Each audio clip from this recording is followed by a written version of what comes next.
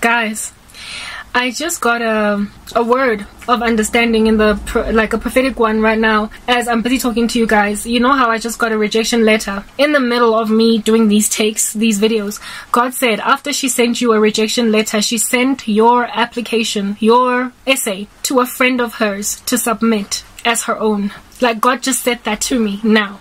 Just in this short time between the last video that I just recorded and this one, he said, after she sent you a rejection letter, she took your essay that you submitted and gave it to her friend to submit so she could get accepted as a writer on their platform. That woman sabotaged the company that she worked for. She sabotaged the organization that she works for, in order to help a friend that can't write to save her life an academic article.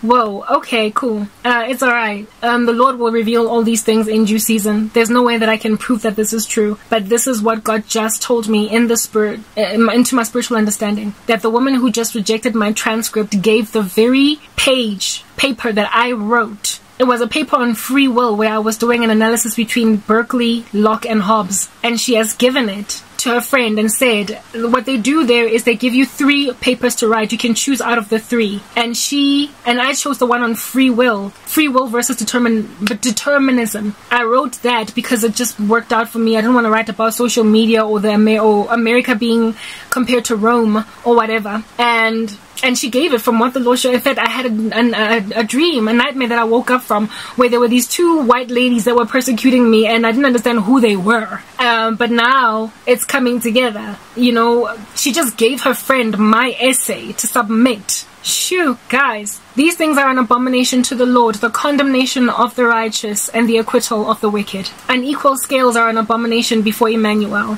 She just gave somebody else my blessed. Guys, I worked all day on that essay. I researched it for about half a day and wrote it for yet another half a day, and she gave it to her friend to submit. Oh my goodness, like, I'm kind of hurt, but I guess, you know, these are the things that are happening. The Lord is omniscient, guys. He is not blind to anything. The fact that he just told me this tells me that that is not a door he wanted to open for me anyway. Let's move back to the topic of discussion at hand right now, okay? Let's just like glide right by this ludicrous discovery. I already spoke at length about the other guy. Now the second dude that the Lord has shown me has compromised. He is not an American. He's from Nigeria, and he had a YouTube channel that was struggling for a minute. He at some point was very fervently serving God, and he was very serious.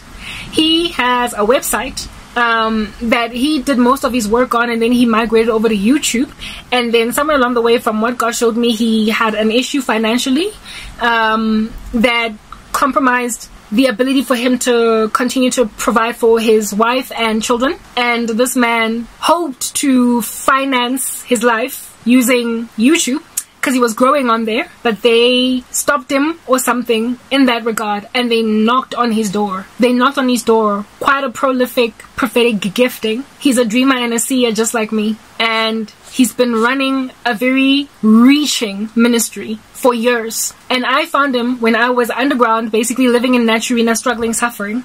And I downloaded one of his YouTube videos at my apartment. It wasn't an apartment, the room that I was living in at the back of my uncle's house. I've been living at back rooms for a minute now.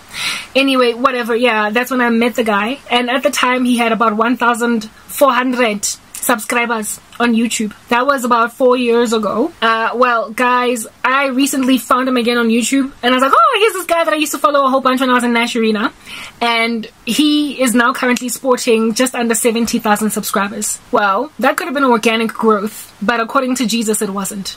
According to the Lord, he did not grow organically. He sold out. This guy, nobody would believe it that he would ever sacrifice himself. There was one time when he gave a vision, not a vision, sorry, but a testimony where he said that because so many people have been seeing hell, visions of hell, he begged God and fasted like no man's business to give him a vision of hell, and the Lord punished him for that by indeed giving him a vision of hell, but he was like in a whole bunch of agony and pain, and God said to him, don't ever do this. Don't ever ask to see hell. I only show it to whomever I will. Don't beg me for it. And don't fast and starve your body for it. Don't do this. And he was rebuked and he stopped, like, asking God for such things, right? He just wanted a supernatural experience and God rebuked him.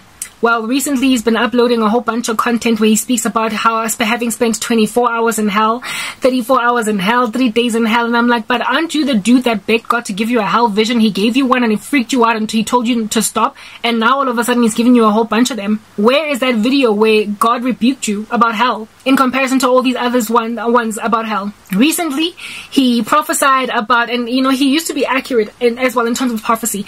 He went from prophesying about the rapture being yes at the door. He's very much into eschatology type establishment thing, but you know, cautioning people that we might still have some time left here. But these days when he rocks up, he just tells people flat out, it's happening, and God has just made it clear that it's happening. And then the next day he'll rock up and be like, but guys, you know, this is what God is showing me. There might just be a revival. We need to pray. We need to do this.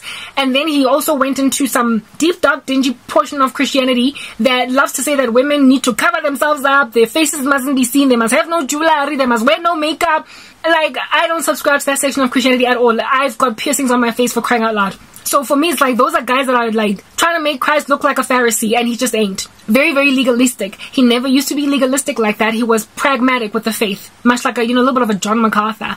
Yeah, no. The dude went from pragmatism, however, within sound biblical veracity, Christianity, to now you must cover your head. You must cover your eyes. You must basically make like a Muslim in the Middle East wearing a hijab, or Muslim woman. This is a man. What happens with them when they compromise is that they start to magnify laws in people's lives to follow them instead of the grace of God. Like, because they are guilty, they feel as though if they can just keep on preaching holiness a whole bunch to a point of punting a very legalistic version of holiness, where, for instance, women just basically need to rock up like this on social media. If at all they come outside, they must be wearing skirts all the way down to their ankles, dresses all the way, parachute dresses all the way down to their ankles, and they mustn't even show even like, you know, a knee, because then, goodness gracious, like, whoa, hell. Yeah, they go from being reasonable to being like that. And this dude went like this. That's a far extreme of, I watched him back in the days when he was still holding on to Jesus all pure, and I'm seeing now the difference in his ministry, and I thought nothing of it until I got this wicked, nefarious nightmare last night about him. And in this dream, this guy was having an affair with another woman. He was having an affair with a woman that was not his wife. And this woman did not want to fornicate with him. She didn't want to have sex with him, but she would humor his advances because he was paying her way. He was paying for her, like, you know, expenses, like things like her. She was living in a similar situation to me, like really struggling, family treating her badly, and she needed basic things like, you know, shampoo, skincare creams, and, you know, like tampons. And this guy was providing these things for her. He was not setting her up in like an apartment of her own, like not that kind of extramarital affair where your mistress is completely catered to. You've got bought a car, but he had an affair with a lowly woman who was struggling, that was of his church, of his same convictions, like Christian. Do you understand? And he was busy paying for her expenses that are mild, however, not big things. You know, like I said, he maybe every so often bought her underwear type establishment thing. And she did not want to have sex with him because she was chaste. She didn't want to have sex with him because she was chaste in Christ, and she imagined him as one who was providing for her because he's a man of God. But she ended up realizing that he wants more from her than that he feels robbed by her, that all these provisions, like him just continuing to give her this money, is annoying him because he's now got feelings for her, and he wants her to put out. So he, in the dream, started to shun her. He started to treat her like, you are a burden on me, especially considering there's nothing in it for me. And so the woman in my dream started to feel like she doesn't want to lose his support. He left her in a hotel after she refused to have sex with him, but she was left in that hotel bed feeling like, okay, maybe if I had slept with him, he would have stayed because I need him. She just felt in the dream like she really needed him. But all along, he appeared to be okay with her not wanting to do anything with him sexually. But he started to show aggression towards her that he wasn't getting that in return. So he is essentially a Janus and Jambres now, worming his way into 2 Timothy 3, go read it, worming his way into the life of weak-willed women. He is helping a woman in his church that is actually suffering and struggling right now, and because she believed him a man of God, she imagined that he would not ask anything of her, and he has started to get aggressive against her because she's not reciprocating sexually with him. He left in the dream, storming off, threatening to leave this woman destitute, and mind you, in the dream he was cloaked in nothing, shrouded in nothing but pitch black clothes. This is a man, this is one of what I imagine to be one of the holiest men I knew online. He's like a Ravi Zacharias. He has got a secret life, a double life, and he is actively cheating on his wife. And he has no conviction concerning that. Whatever he did transformed his character. I don't know if he thinks he's going to heaven or if he's given up altogether, so he just feels he might as well just, you know, the rest of the days that he has left on the earth act of food. But he is far more licentious and lascivious even than the other one that I mentioned from the United States of America. That one from the US is duping himself into thinking he's still saved. This one, I think, is aware that he's lost now.